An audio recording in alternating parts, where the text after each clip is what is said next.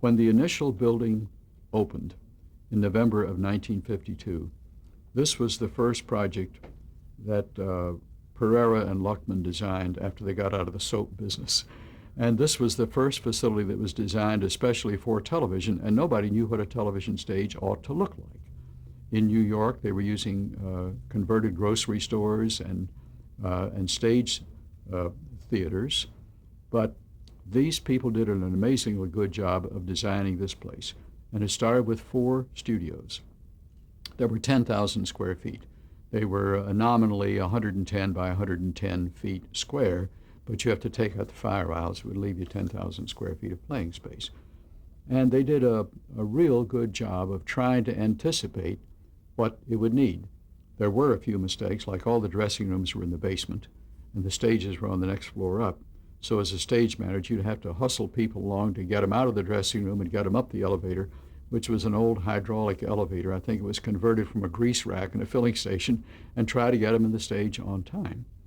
But it was properly air conditioned. It had enough power for the lighting.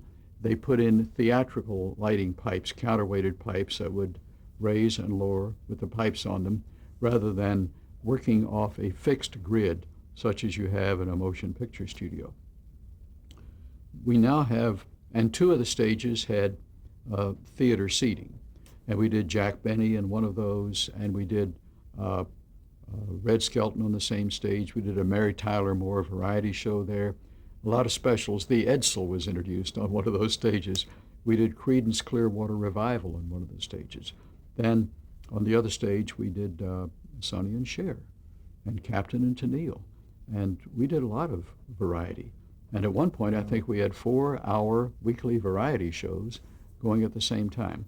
When Playhouse 90 came along, we filled in the seats on one of the stages to make a dramatic stage out of it.